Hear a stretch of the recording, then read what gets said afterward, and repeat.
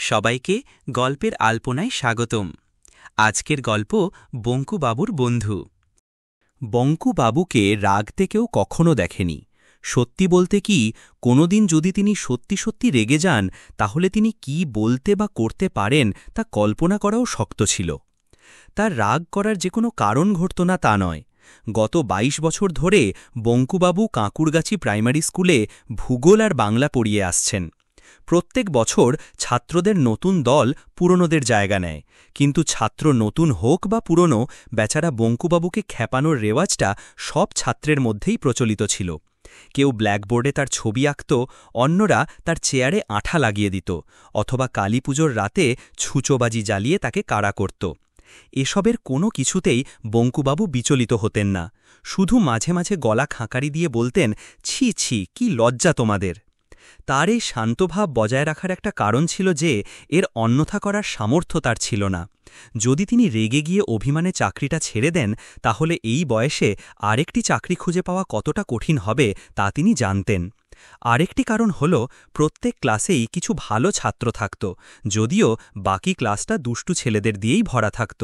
এই মুষ্টিমেয় ভালো ছেলেদের পড়ানোটা এতই সন্তুষ্টির ছিল যে বঙ্কুবাবুর কাছে শুধু এইটুকুই একজন শিক্ষক হিসেবে জীবনটাকে সার্থক করে তুলেছিল। মাঝে মাঝে তিনি ওই ছেলেদের নিজের বাড়িতে ডেকে এনে জলখাবার খাওয়াতেন এবং তাদের ভিনদেশ ও রোমাঞ্চকর অভিযানের গল্প শোনাতেন। তিনি তাদের আফ্রিকার জীবন, উত্তর মেরু আবিষ্কারের কাহিনী, ব্রাজিলের নরখাদক মাছ এবং সমুদ্রের নিচে তলিয়ে যাওয়া মহাদেশ আটলান্টিসের কথা বলতেন। তিনি একজন ভালো গল্পকার ছিলেন, তার শ্রোতারা মুগ্ধ হয়ে শুনত।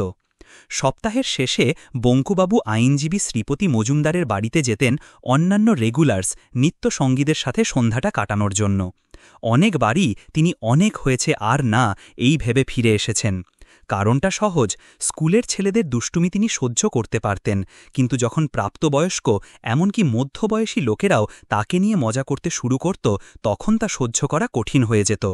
শ্রীপতিবাবুর বাড়িতে সন্ধ্যার এই আসরগুলোতে প্রায় প্রত্যেকেই বঙ্কুবাবুকে নিয়ে ঠাট্টা তামাশা করত, যা মাঝে মাঝে তার সহ্যের সীমা ছাড়িয়ে যেত। এই তো সেদিন ২ মাসেরও কম সময় আগে তারা ভূতের গল্প করছিল। সাধারণত বঙ্কুবাবু মুখ বন্ধই রাখতেন। সেদিন কি এক অজ্ঞাত কারণে তিনি মুখ খুলে ঘোষণা করে বসলেন যে তিনি ভূতে ভয় পান না। ব্যাস এইটুকুই, কিন্তু অন্যান্যদের জন্য এইটুকুই একটা সুবর্ণ সুযোগ এনে দেওয়ার জন্য যথেষ্ট ছিল। সেই রাতে ফেরার পথে বঙ্কুবাবু এক ভূতের দ্বারা আক্রান্ত হন। তিনি যখন একটি তেঁতুল গাছের পাশ দিয়ে যাচ্ছিলেন, তখন একটি লম্বা পাতলা মূর্তি লাফিয়ে তার পিঠের উপর পড়ে। যা ঘটেছিল তা হল, এই ছায়ামূর্তিটি সম্ভবত সভার কথনের পরামর্শে সারা গায়ে কালি মেখে এসেছিল। বঙ্কুবাবু ভয় পাননি, কিন্তু তিনি আহত হয়েছিলেন। ৩ দিন ধরে তার ঘাড়ে ব্যথা ছিল। সবচেয়ে খারাপ যা হয়েছিল, তার নতুন কুর্তাটা ছিঁড়ে গিয়েছিল এবং তাতে কালির দাগ লেগে গিয়েছিল। এটা আবার কী ধরনের রসিকতা! এর চেয়ে কম গুরুত্বপূর্ণ অন্যান্য মজাও তার সাথে প্রায়ই করা হতো। কখনো তার ছাতা বা জুতো লুকিয়ে রাখা হতো, অন্য সময়ে একটি পানের মধ্যে মশলার বদলে ধুলো ভরে তাকে দেওয়া হতো, অথবা তাকে গান গাইতে বাধ্য করা হতো। তা সত্ত্বেও বঙ্কুবাবুকে এই আসরে আসতেই হতো। তিনি না এলে শ্রীপতিবাবু কি ভাববেন? তিনি শুধু গ্রামের একজন গুরুত্বপূর্ণ ব্যক্তিই নন, বঙ্কুবাবুকে ছাড়াও তার চলত না। শ্রীপতি মজুমদারের মতে ঠাট্টা তামাশার জন্য একজন পাত্র থাকা আবশ্যক, যে কিনা সকলকে আনন্দ যোগাবে, নইলে আর সভার মানে কি? তাই বঙ্কুবাবু দূরে থাকতে চাইলেও তাকে ধরে নিয়ে আসা হতো। এক বিশেষ দিনে আলোচনার বিষয় ছিল বেশ উঁচু দরের, অন্য কথায় তারা স্যাটেলাইট নিয়ে কথা বলছিল। সূর্যাস্তের ঠিক পরেই উত্তর আকাশে একটি চলমান আলোর বিন্দু দেখা গিয়েছিল।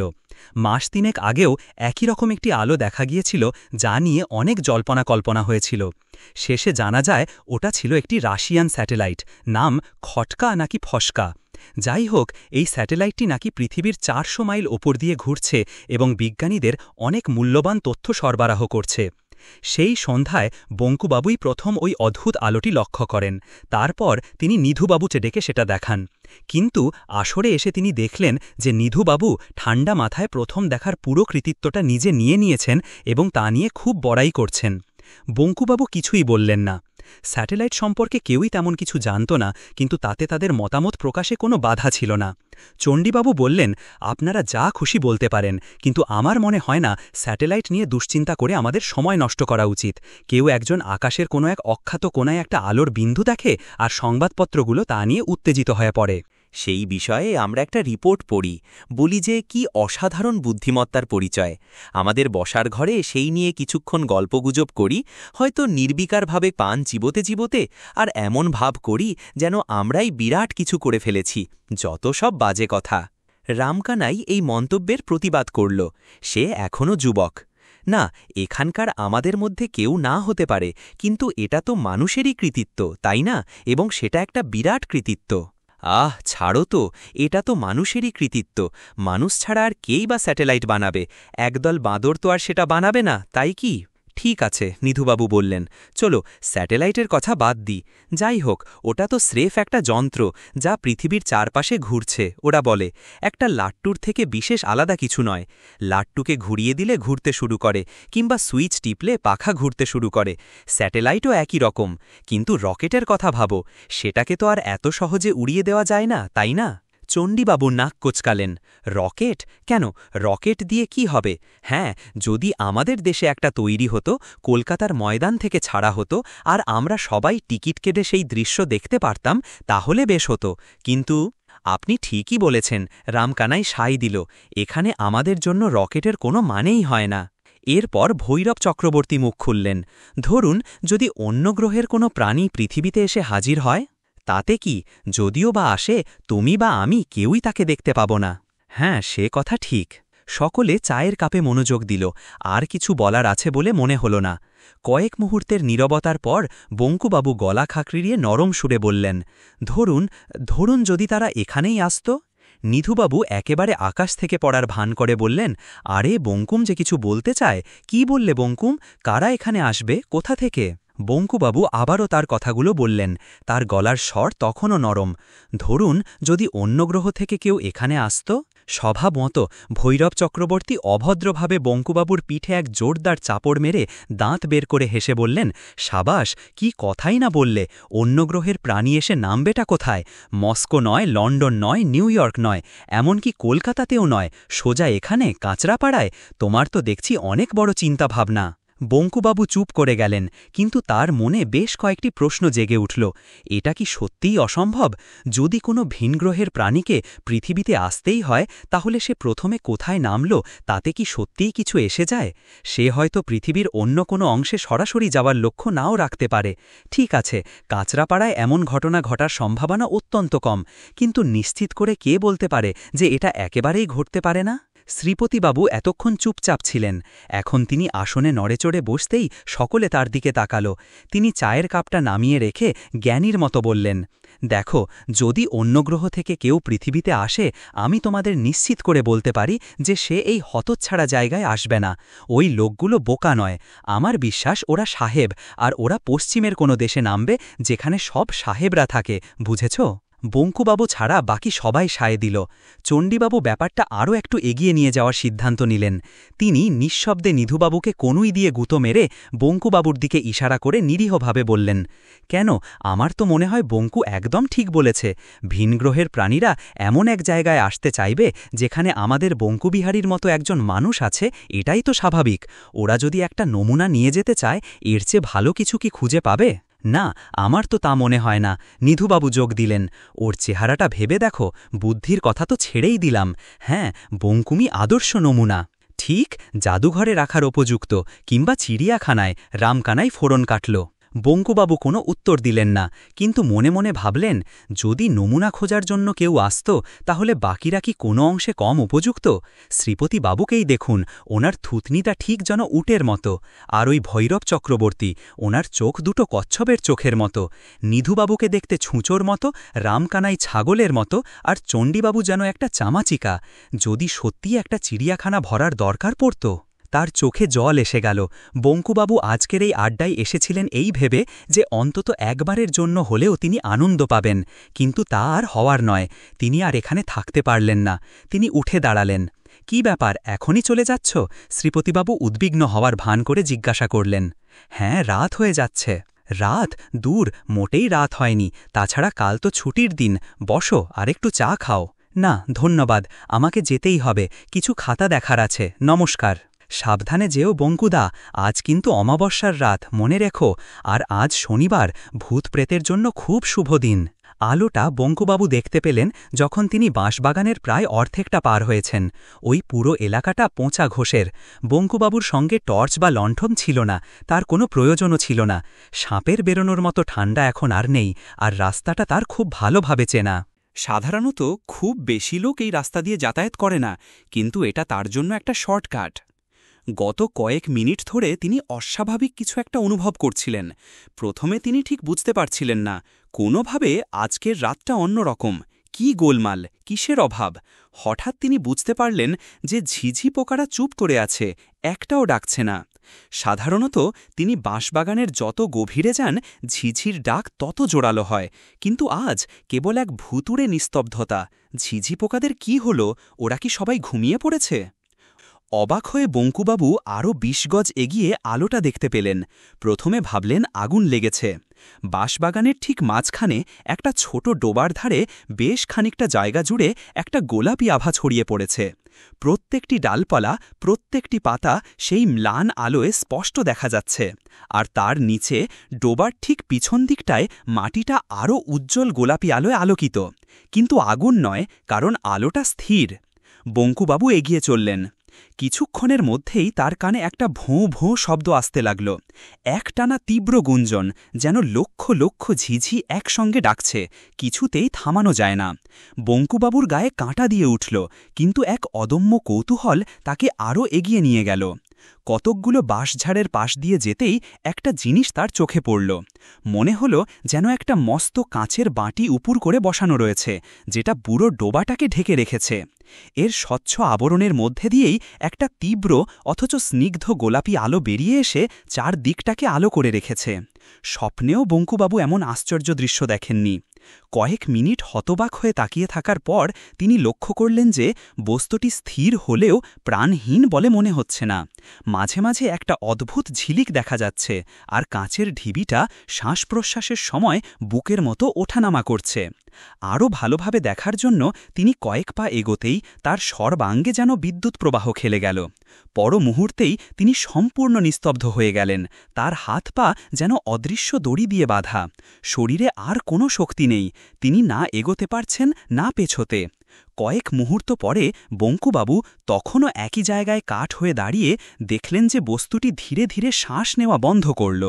সঙ্গে সঙ্গে তার কানের ভোঁ ভোঁ শব্দ আর গুঞ্জন থেমে গেল। ১ সেকেন্ড পরে রাতের নিস্তব্ধতা ভঙ্গ করে একটি কণ্ঠস্বর কথা বলে উঠল। মানুষের মতো শোনালেও কণ্ঠস্বরটি ছিল অস্বাভাবিক রকম সরু। মিলিপিং ক্রুক, মিলিপিং ক্রুক, সে চেঁচিয়ে বলল। বঙ্কুবাবু চমকে উঠলেন। এর মানে কি? এটা কোন ভাষা, আর বক্তা কোথায়? কণ্ঠস্বরের পরের কথাগুলো শুনে তার হৃৎপিণ্ড আবার লাফিয়ে উঠল। হু are you, who are you?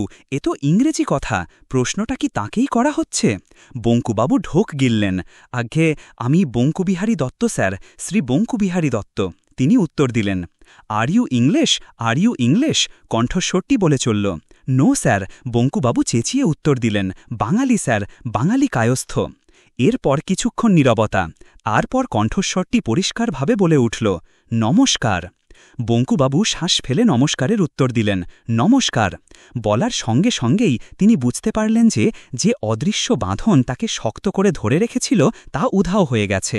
তিনি এখন পালিয়ে যেতে পারেন, কিন্তু গেলেন না। এবার তার বিস্মিত চোখ দেখল যে কাঁচের ঢিবির একটা অংশ দরজার মতো একপাশে সরে যাচ্ছে। সেই দরজা দিয়ে বেরিয়ে এলো একটা মাথা, মসৃণ বলের মতো, এবং তারপর এক অদ্ভুত প্রাণীর শরীর। তার হাত পা আশ্চর্য রকম সরু। মাথা ছাড়া তার সারা শরীর একটা চকচকে গোলাপি পোশাকে ঢাকা। কানের বদলে মাথার দুপাশে দুটো ছোট ফুটো, নাকের জায়গায় দুটো ফুটো, আর মুখের জায়গায় একটা গোল গর্ত। কোথাও চুলের চিহ্ন মাত্র নেই। চোখ দুটো গোল আর উজ্জ্বল হলুদ, অন্ধকারে যেন জ্বলছে। প্রাণীটি ধীরে ধীরে বঙ্কুবাবুর দিকে এগিয়ে এসে কয়েক ফুট দূরে থামল, তারপর তার দিকে স্থির অপলক দৃষ্টিতে তাকিয়ে রইল। আপনা থেকেই বঙ্কুবাবুর হাত জোর হয়ে গেল। প্রায় 1 মিনিট তার দিকে তাকিয়ে থাকার পর প্রাণীটি সেই বাঁশির মতো কণ্ঠস্বরে বলল, তুমি কি মানুষ? হ্যাঁ। এটা কি পৃথিবী? হ্যাঁ। তাই ভেবেছিলাম। আমার যন্ত্রগুলো ঠিকঠাক কাজ করছে না। আমার তো যাওয়ার কথা ছিল প্লুটোতে, কোথায় নেমেছি ঠিক বুঝতে পারছিলাম না, তাই প্রথমে তোমার সঙ্গে প্লুটোর ভাষায় কথা বললাম। যখন তুমি উত্তর দিলে না তখন বুঝলাম পৃথিবীতেই নেমেছি। সময় আর পরিশ্রম দুটোই পুরোপুরি নষ্ট। এর আগেও একবার এরকম হয়েছিল, মঙ্গলে যাওয়ার বদলে পথ ভুল করে বৃহস্পতিতে চলে গিয়েছিলাম, পুরো একটা দিন দেরি হয়ে গেল। হে হে হে হে। বঙ্কুবাবু কি বলবেন বুঝতে পারলেন না। তিনি বেশ অস্বস্তি বোধ করছিলেন, কারণ প্রাণীটি তার লম্বা সরু আঙুল দিয়ে তার হাত পা টিপে দেখতে শুরু করেছিল। দেখা শেষ হলে সে নিজের পরিচয় দিল, আমি অ্যাং, ক্রেনিয়াস গ্রহ থেকে এসেছি। মানুষের চেয়ে অনেক উন্নত এক জীব। কি?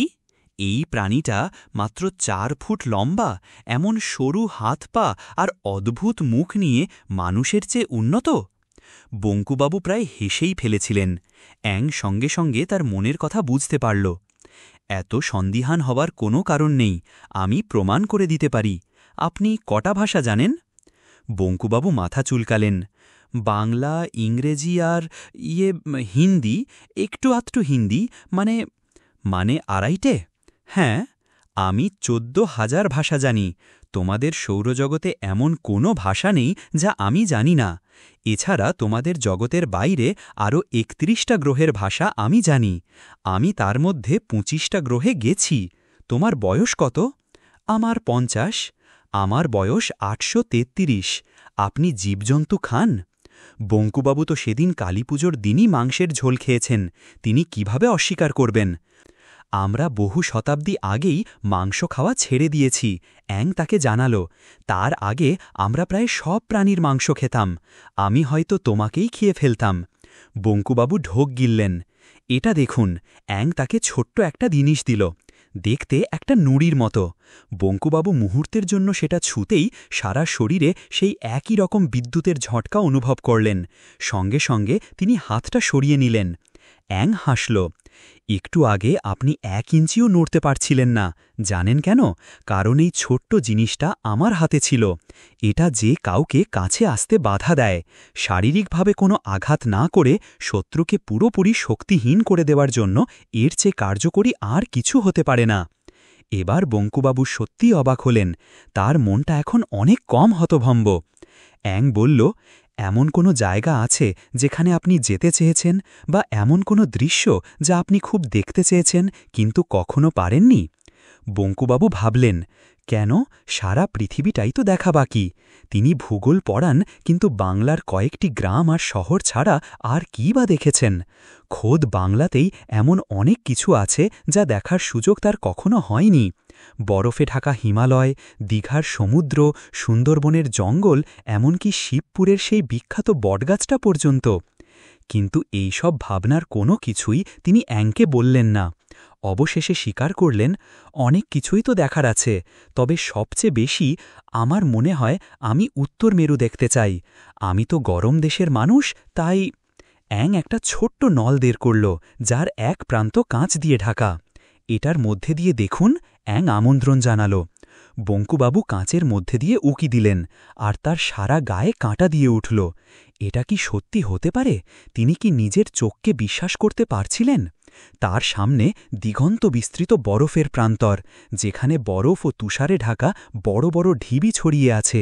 তার উপরে গভীর নীল আকাশে রামধনুর সমস্ত রং প্রতি সেকেন্ডে বিভিন্ন নকশা তৈরি করছে। অরোরা বোরিয়ালিস। ওটা কি? একটা ইগলু? একদল মেরু হালুক রয়েছে।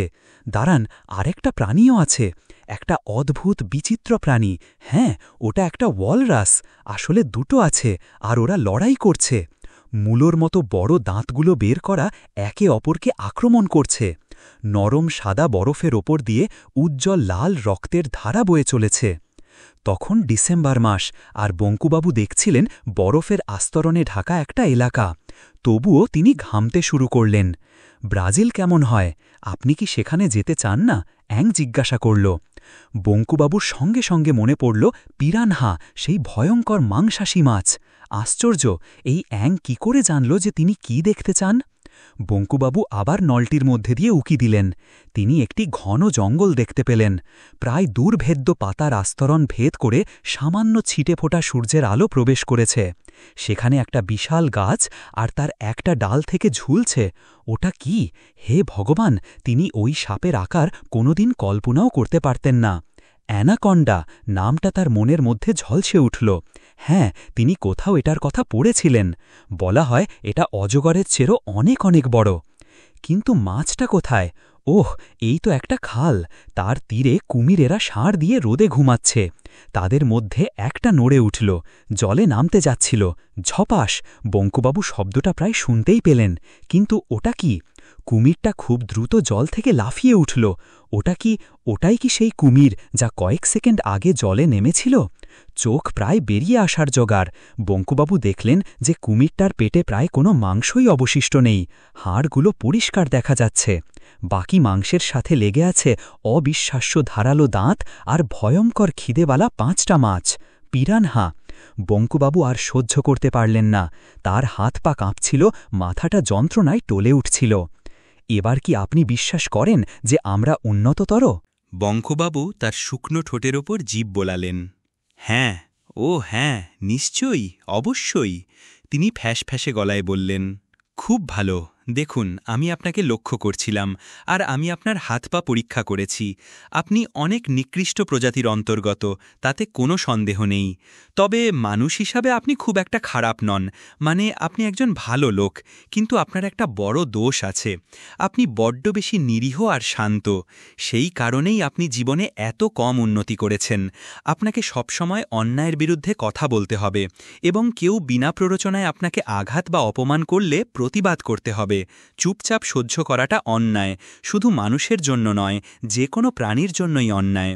যাই হোক, আপনার সঙ্গে দেখা হয়ে ভালো লাগলো, যদিও আমার এই সময় এখানে থাকার কথা ছিল না। আপনাদের পৃথিবীতে আর সময় নষ্ট করে লাভ নেই, আমার বরং যাওয়াই ভালো। বিদায়, মিয়াং। আপনার সঙ্গে পরিচিত হয়ে আমি খুব খুশি। বঙ্কুবাবু তার বাক্য শেষ করতে পারলেন না। 1 সেকেন্ডেরও কম সময়ে তিনি কি ঘটছে তা বোঝার আগেই অ্যাং তার মহাকাশযানে লাফিয়ে উঠে পঞ্চাঘোষের বাঁশবাগানের ওপর দিয়ে উঠে গেল। তারপর সে পুরোপুরি অদৃশ্য হয়ে গেল। বঙ্কুবাবু বুঝতে পারলেন যে ঝিঝি পোকারা আবার ডাকতে শুরু করেছে। বেশ রাত হয়ে গেছে। বঙ্কুবাবু আবার তার বাড়ির দিকে হাঁটতে শুরু করলেন। তার মন তখনও এক আশ্চর্য ঘোরের মধ্যে। ধীরে ধীরে সাম্প্রতিক ঘটনাগুলোর সম্পূর্ণ তাৎপর্য তার মনে গেঁথে যেতে লাগল। একজন মানুষ? না, সে মানুষ ছিল না, সে ছিল অ্যাং। কোনো এক অজানা গ্রহ থেকে এখানে এসেছিল। কে জানে কেউ তার নাম কখনো শুনেছে কিনা এবং তার সঙ্গে কথা বলেছে। কি অসাধারণ, কি অবিশ্বাস্য! পৃথিবীতে কোটি কোটি মানুষ আছে, কিন্তু এই অদ্ভুত অভিজ্ঞতা লাভের সুযোগ কে পেল? কাঁকুরগাছি প্রাইমারি স্কুলের ভূগোল ও বাংলার শিক্ষক বঙ্কবিহারী দত্ত, আর কেউ নয়। আজ থেকে অন্তত এই নির্দিষ্ট বিষয়ে তিনি এই বিশাল পৃথিবীতে অদ্বিতীয়। বঙ্কুবাবু বুঝতে পারলেন তিনি আর হাঁটছেন না, তার প্রত্যেক পদক্ষেপে যেন স্প্রিং লাগানো, তিনি আসলে নেচেই চলেছেন। পরের দিনটা ছিল রবিবার। শ্রীপতিবাবুর বাড়িতে তাদের নিত্যদিনের আড্ডা বসেছে। স্থানীয় খবরের কাগজে একটা অদ্ভুত আলো নিয়ে একটা খবর বেরিয়েছিল, তবে সেটা ছিল খুব ছোট একটা খবর। এই আলোটা বাংলার মাত্র 2টো জায়গায় মুষ্টিমেয় কিছু লোক দেখেছিল, তাই এটাকে উড়ন্ত চাকি বা ফ্লাইং সসারের খবরের পর্যায়ে ফেলা হচ্ছিল। আজকের আড্ডায় পঞ্চাঘোষও হাজির। তিনি তার বাঁশবাগানের কথা বলছিলেন। বাগানের মাঝখানে যে পুকুর, তার চারপাশের সমস্ত বাঁশের পাতা ঝরে গেছে। শীতে পাতা ঝরাটা অস্বাভাবিক নয়, কিন্তু রাতারাতি এতগুলো গাছ একেবারে ন্যাড়া হয়ে যাওয়াটা নিঃসন্দেহে একটা অদ্ভুত ঘটনা। এই নিয়েই সবাই আলোচনা করছিল। এমন সময় ভৈরব চক্রবর্তী হঠাৎ বলে উঠলেন, বঙ্কু আজ এত দেরি করছে কেন? সবার কথা থেমে গেল। এতক্ষণ বঙ্কুবাবুর অনুপস্থিতি কেউ খেয়ালই করেনি। আমার তো মনে হয় না বঙ্কুমাজার এমুখ হবে। কাল মুখ খুলতে গিয়ে যে বকুনিটা খেল, নিধুবাবু বললেন। না না, শ্রীপতিবাবু চিন্তিত হয়ে বললেন, বঙ্কুকে তো লাগবেই। রামকানাই, যাও তো ওকে ধরে আনতে পারো কিনা দেখো। আচ্ছা, চাটা খেয়েই যাচ্ছি। রামকানাই উত্তর দিয়ে যেই চায়ে চুমুক দিতে যাবে ঠিক তখনই বঙ্কুবাবু ঘরে ঢুকলেন। না, ঢুকলেন বললে ভুল হবে, যেন বেটে কালো চেহারার এক মানুষের ছদ্মবেশে একটা ছোট্ট হারিকেন ঘরের মধ্যে ঢুকে সবাইকে স্তম্ভিত করে স্তব্ধ করে দিল। তারপরই শুরু হলো আসল কাণ্ড। বঙ্কুবাবু অট্টহাসিতে ফেটে পড়লেন, আর প্রায় 1 মিনিট ধরে এমন দাপুটে হাসি হাসলেন যা এর আগে কেউ শোনেনি, এমনকি বঙ্কুবাবু নিজেও না। অবশেষে যখন থামতে পারলেন, গলা খাঁকড়ি দিয়ে বলতে শুরু করলেন, বন্ধুগণ, আপনাদের এই আড্ডায় আপনারা আমাকেই শেষবারের মতো দেখছেন এটা জানাতে পেরে আমি অত্যন্ত আনন্দিত। আজ আমি এখানে এসেছি শুধু এই জন্য যে যাওয়ার আগে আপনাদের কয়েকটা কথা বলে যেতে চাই। 1 নম্বর, এটা আপনাদের সবার জন্য। আপনারা সব আজে বাজে কথা বলেন, যে বিষয়ে কোনো জ্ঞান নেই সেই বিষয়ে কেবল বোকারাই কথা বলে। 2 নম্বর, এটা চণ্ডীবাবুর জন্য। আপনার বয়সে অন্যের জুতো আর ছাতা লুকানো শুধু ছেলেমানুষই নয়, এটা ঘোর অন্যায়। দয়া করে আমার ছাতা আর ক্যানভাসের বাদামি জুতোটা কাল আমার বাড়িতে পৌঁছে দেবেন। নিধুবাবু, আপনি যদি আমাকে বঙ্কুম বলেন, আমি আপনাকে নিতকুম্ভ বলবো, আর সেটা আপনাকে সহ্য করতে শিখতে হবে। আর শ্রীপতিবাবু, আপনি তো একজন গণ্যমান্য লোক, আপনার তো মোসাহেব লাগবেই, কিন্তু বলে রাখি, আজ থেকে আমাকে সেই তালিকা থেকে বাদ দিন। ইচ্ছে করলে আমার বেড়ালটাকে পাঠিয়ে দিতে পারি, ও খুব ভালো পা চাটতে পারে। আর আপনিও এখানে আছেন পঞ্চাবাবু, আপনাকে আর বাকি সবাইকে জানিয়ে রাখি যে কাল রাতে ক্রেনিয়াস গ্রহ থেকে একজন অ্যাং এসে আপনার বাঁশবাগানের পুকুরে নেমেছিল। আমাদের মধ্যে অনেকক্ষণ কথা হলো। লোকটি অ্যাং অত্যন্ত অমায়িক। বক্তৃতা শেষ করে বঙ্কুবাবু ভৈরব চক্রবর্তীর পিঠে এমন জোরে এক থাপ্পড় মারলেন যে তিনি বিষম খেলেন। তারপর তিনি মাথা উঁচু করে হন হন করে বেরিয়ে গেলেন। ঠিক সেই মুহূর্তে রামকানাইয়ের হাত থেকে চায়ের কাপটা পড়ে গিয়ে চুরমার হয়ে গেল, আর গরম চা ছিটকে গিয়ে পড়ল বেশিরভাগ লোকের গায়ে। এই রকম আরও সুন্দর সুন্দর গল্প শুনতে আমাদের চ্যানেল সাবস্ক্রাইব করে বেল আইকন বাজিয়ে রাখুন, তাহলে সবার আগে আমাদের গল্প পেয়ে যাবেন।